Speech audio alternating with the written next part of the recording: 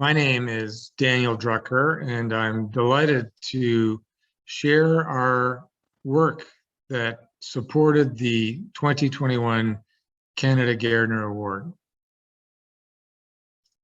These are my disclosures. I have had a number of interactions with companies in the space that have worked with us to develop multiple new therapies.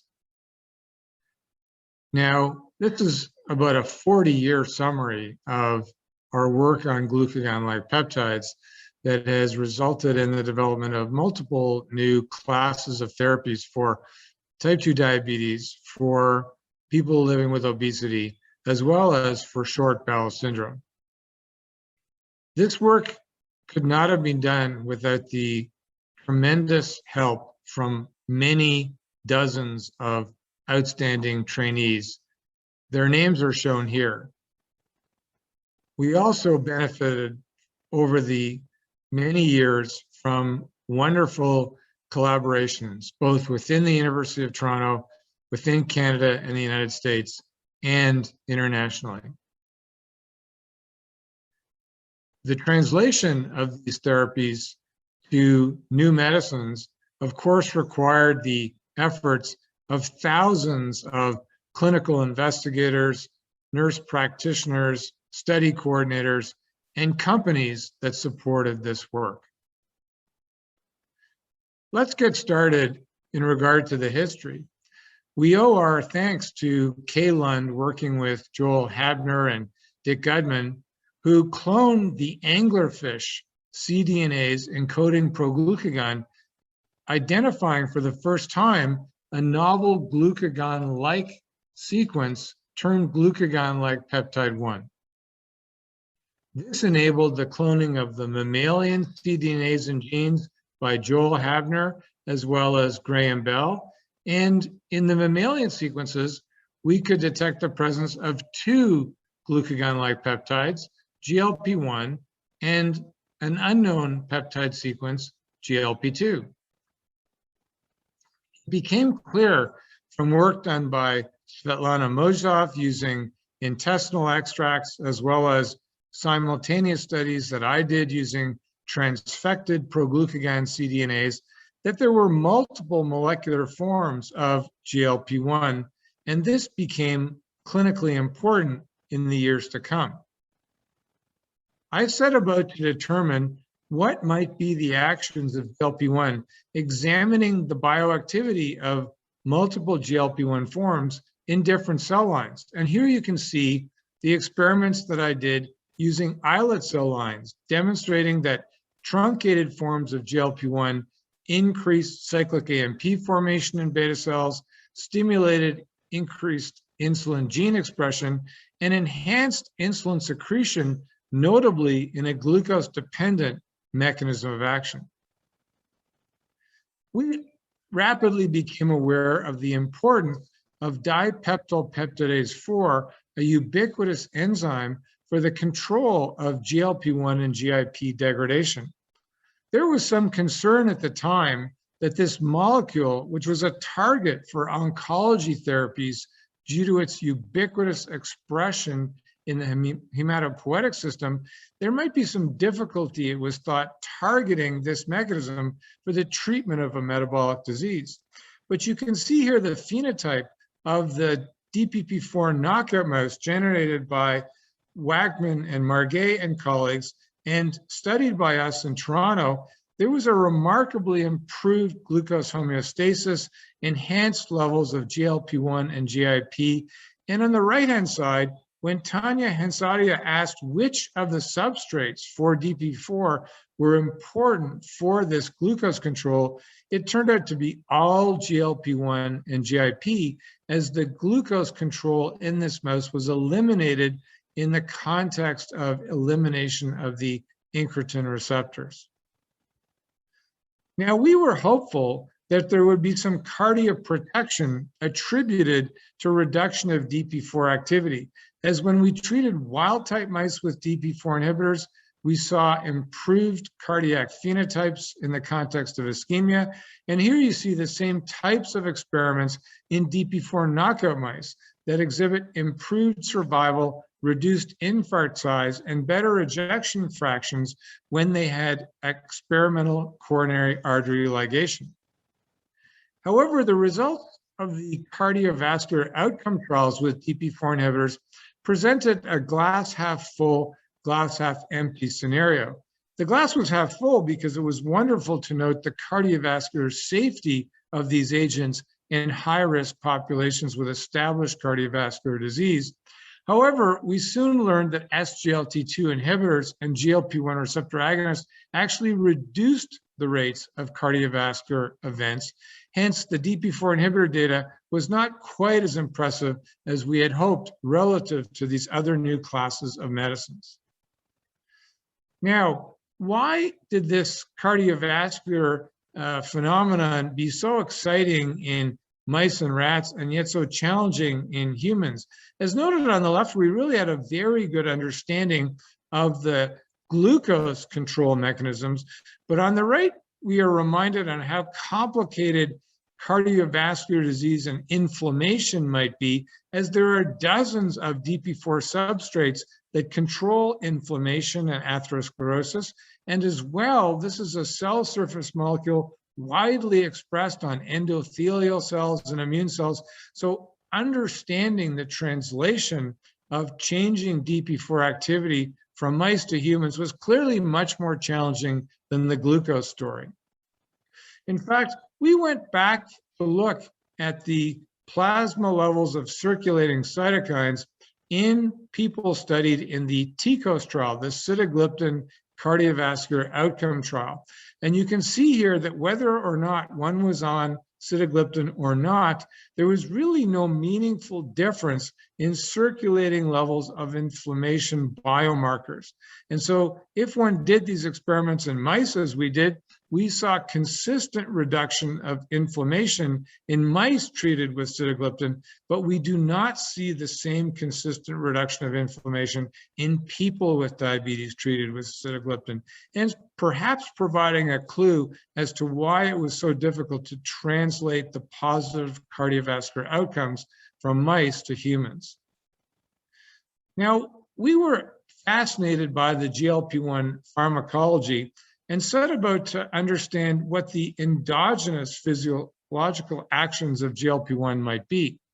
We carried out these experiments using antagonists to block GLP-1 action, as well as generation of GLP-1 receptor knockout mouse, spearheaded by Louise Scrokey and colleagues. And several surprises were immediately apparent when we studied this mouse. Notice that the fasting glucose was elevated in mice with no GLP-1 receptors. Now, we had long thought of GLP-1 as a postprandial gut hormone, but it was evident that GLP-1 was required for optimal glucose control 24 hours around the clock. Surprisingly, the first GLP-1 receptor agonist developed for pharmaceutical use successfully was derived from the venom of a poisonous Gila monster, Heloderma suspectum. This protein, named exendin-4, was isolated by John Eng, and Eugene Chen in our lab cloned exendin-4 cDNAs from the lizard salivary gland, as well as from the pancreas, and demonstrated that the pancreas had only cDNAs encoding proglucagon, whereas a unique exendin-4 cDNA was expressed in the lizard salivary gland. Despite all the efforts of the pharmaceutical industry to develop human GLP-1s with great alacrity, the lizard venom GLP-1 analog, namely exenatide, made it across the finish line and became the first GLP-1 receptor agonist approved first in April 28, 2005. Now, I was fascinated by the concept that perhaps one could develop a once-weekly diabetes drug to really help in the quality of life for people with type 2 diabetes. At that time, people needed to take tablets once or twice or 3 times a day. Insulin injections needed to be administered multiple times a day. And although other therapies had once weekly therapeutics, the field of type 2 diabetes did not. And I was very excited to be the principal investigator of the first duration 1 trial, namely comparing once weekly exenatide with twice daily exenatide. And you can see very effective control of blood glucose and body weight, enabling the approval of exenatide once weekly as the first ever therapy that could be administered once weekly for the treatment of type 2 diabetes. Now, of course, there's been tremendous progress in the field, and we now have multiple once weekly therapies approved worldwide, as shown here.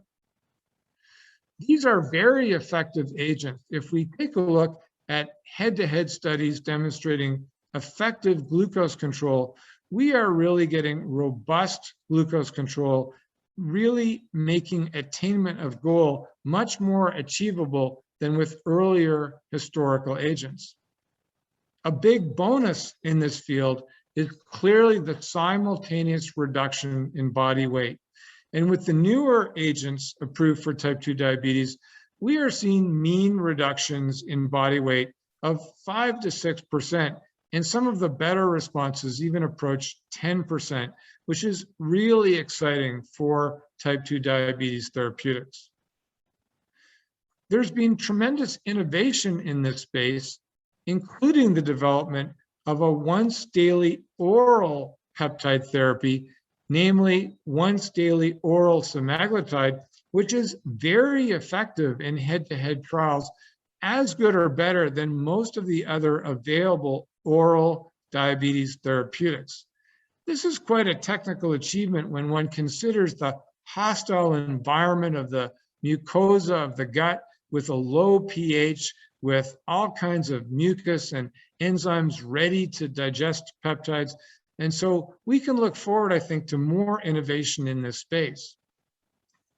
Now, how does GLP-1 really work in humans? What are the important determinants? There's been a big interest in understanding whether there are portal glucose sensors that will convey special signals from gut-delivered GLP-1. There's been interest in examining variation in the GLP-1 receptor as a key determinant of GLP-1 action that differs perhaps from one individual to another. And we had the opportunity recently to actually compare people with semaglutide administered either orally or through injection and ask what really matters for glucose control and body weight reduction. And you can see here very clearly that it's the circulating levels of semaglutide that determine the A1C reduction and body weight reduction in this large population analysis of thousands of individuals. So there may still be a small role for these other determinants that I mentioned, but circulating levels of the drug drive the pharmacodynamic efficacy. So the cardiovascular outcome trials for GLP-1 receptor agonists have been much more exciting than for the DP4 inhibitors and have generally shown a reduction in heart attacks, strokes, and all-cause mortality. So how is this achieved? We've tried to examine these questions using wild-type and knockout mice. And here you can see studies that John Usher did in activating the cardiomyocyte GLP-1 receptor. And remarkably, we still see preserved cardioprotection, preferential preservation of ejection fraction, and notably, markedly enhanced survival of these mice. So it's clearly not the small numbers of cardiomyocyte GLP-1 receptors that convey this cardioprotective action. And perhaps it's an indirect mechanism, or maybe other cells within the heart, such as blood vessels, that are important for the cardioprotective actions of these medicines. Now, we were surprised when we studied the human heart that unlike the mouse, which has predominant atrial expression of the GLP-1 receptor, the human heart has detectable GLP-1 receptor mRNA transcripts in all 4 chambers. And this again highlights the caveats in the field of extrapolating data from mice to humans, where there are often key biological differences. We recently had the study to revisit the potential mechanisms underlying the potential reduction of atherosclerosis, which many of us feel is an important attribute of GLP-1 receptor agonist therapy. Here I'm showing you very recent studies by Brent McLean, who asked a very simple question. Are immune cells or endothelial cells key sites of GLP-1 receptor expression that are targets for the anti-atherogenic activity of GLP-1 receptor agonists? Brent treated mice with experimental atherosclerosis with semaglutide, and these mice either were wild-type mice or we inactivated the GLP-1 receptor in the Tie2 positive population of endothelial cells or immune cells. And remarkably, we don't seem to require the GLP-1 receptor in immune cells or in endothelial cells to have the benefit of GLP-1 on reduction of atherosclerosis. So we're still searching for the cell types that are essential to convey this anti-atherogenic benefit.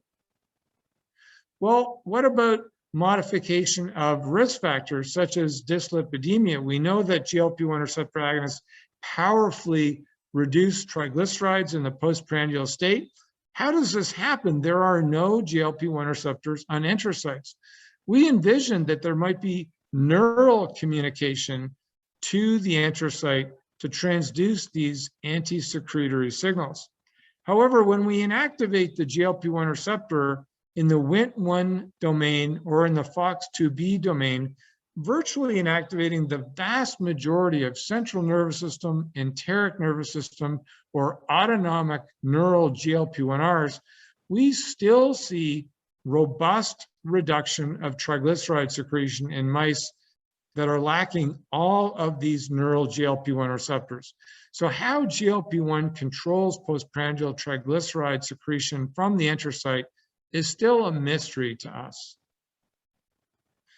We have made tremendous progress in the field of understanding how GLP-1 reduces food intake and body weight. There are clearly multiple distributed populations of GLP-1 receptors that are capable of transducing these signals, and humans with weight loss secondary to the use of GLP-1 receptor agonists receive a tremendous number of benefits, improving their health significantly.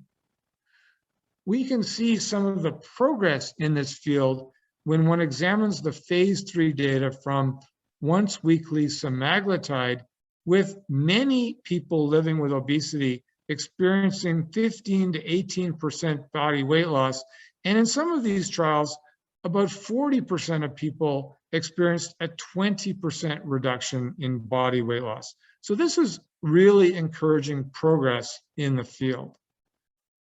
Now, I've mentioned the complexity of the many different neuronal populations. And here's just one experiment from our lab that demonstrates the possible role of autonomic neuronal GLP-1Rs.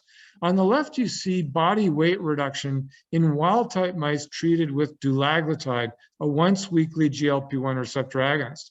On the right, you can see that mice with inactivation of the GLP-1 receptors in the FOX2B domain within the nodose ganglia and autonomic neurons, they still experience weight loss, but it's not as great as the mice with populations of autonomic neuronal GLP-1Rs.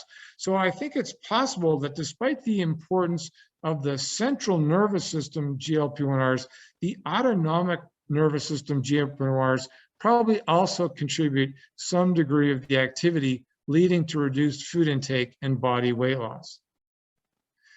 Inflammation is another really exciting target for GLP-1 receptor agonists, and we know that GLP-1 receptors are expressed in some immune populations, but it's difficult to find them. On the left, you can see most of the macrophage populations we studied don't express the GLP-1R, but we find abundant GLP-1 receptors in a key cell population within the gut mucosa.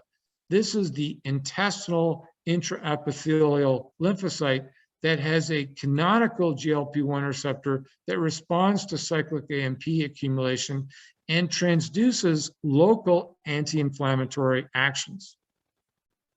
Now, this makes sense because within the gut, surrounding the L cells, we have bacteria, we have fungi, we have viruses, and many of the byproducts or metabolites from these microorganisms stimulate the L cell to increase GLP-1 secretion, which in turn communicates with these gut lymphocytes to reduce local inflammation. What's still unclear, however, is how GLP-1 reduces inflammation in many organs that don't have abundant GLP-1 receptors, or in fact don't have infiltrating immune cells that are GLP-1 receptor positive. So still lots of work to do to solve this puzzle. We know that inflammation in organs such as the liver can be effectively reduced by treatment with GLP-1 receptor agonists. Here's a phase 2 trial with semaglutide in people with NASH, demonstrating very robust reduction of inflammation without worsening of fibrosis. And in fact, semaglutide is now in phase 3 trials for the treatment of NASH. So how does this happen? Is this simply reduction in body weight that reduces fat and in turn indirectly reduces inflammation? Well, Brent McLean has recently identified, together with C.K. Wong, a population of immune cells within the liver that express the GLP-1 receptor, gamma delta T cells. And when we eliminate the GLP-1R in this population, we see attenuation of the anti-fibrotic effects of GLP-1 receptor agonists in mice, as well as attenuation of the actions of GLP-1 receptor agonists to reduce inflammation. So this is really exciting, and I think will be the focus of additional study going forward. Let's turn our attention for the last few minutes to GLP-2. We were aware decades ago of these interesting case reports linking glucagon-producing tumors to stimulation of bowel growth. When these tumors were removed, the intestinal hyperplasia resolved. Hence, there was really a concept for many years that something related to glucagon or produced by the glucagon gene might be a potent bowel growth factor. We reproduced these experiments in tumors transplanted into nude mice, as shown on the left, and all of these glucagon-producing tumors produced very robust bowel growth. In fact, we could easily double the mass of the small bowel in just a few weeks. Interrogation of the mechanisms underlying this observation revealed to us that it was glucagon-like peptide 2, when injected into mice, that was a powerful gut growth factor. And this set the stage for a series of investigations examining how useful GLP-2 could be to enhance nutrient absorption and to be potentially effective in experimental models of short bowel syndrome. We were really excited when, after more than a decade of work and several phase 3 clinical trials, we obtained the results of the pivotal phase 3 studies examining teduglutide, a degradation-resistant GLP-2 analog characterized in our laboratory. We can see here that people with short bowel syndrome treated with teduglutide were able to markedly reduce the number of days required to receive parenteral nutrition. In fact, in the real world, it's evident that probably more than 25 to 35% of people with time can come completely off parenteral nutrition when treated with teduglutide. I've been gratified to review many of these stories of individuals treated with parenteral nutrition. One can see videos on the internet or stories like this of Ava, one of the first children with short bowel syndrome to be treated with teduglutide, which, as we now know, is approved for pediatric indications as well as adults with short bowel syndrome worldwide. And this is an extremely gratifying example of the importance of bench to bedside research in the field of glucagon-like peptide action. So I hope you've enjoyed this brief tour that started really in the 1980s with the cloning of the cDNAs and genes, the isolation of GLP-1 and GLP-2 sequences, the discovery of GLP-1 action and GLP-2 action, and then many important clinical trials leading to approval of DP4 inhibitors for the treatment of type 2 diabetes, GLP-1 receptor agonists for the treatment of type 2 diabetes, GLP-1 receptor agonists for the treatment of obesity, and of course, GLP-2 receptor agonists for the treatment of short bowel syndrome. I haven't discussed the exciting recent developments in the co-agonist field, such as molecules that are GLP-1 GIP co-agonists, such as tirzepatide, nor the ongoing clinical trials in the field, but let's just highlight what the future might hold. We know that these medicines are increasingly useful for people with diabetes and obesity, and I think the success of these therapies in the GLP-1 field is underpinned by the robust reduction in cardiovascular death, heart attacks, and strokes. We have multiple new co-agonists and triagonists that are being tested in the clinic, and I'm sure several of these will be more effective than the existing GLP-1 receptor agonists. There are currently phase 3 trials underway in people with Alzheimer's disease who are being treated with semaglutide orally once daily. And there's considerable evidence from preclinical data that these agents are able to halt the extent of inflammation and attenuate the development of experimental neurodegenerative disease. I've also highlighted for you the potential excitement that we feel for the examination of the therapeutic actions of GLP-1 receptor agonists in people with NASH.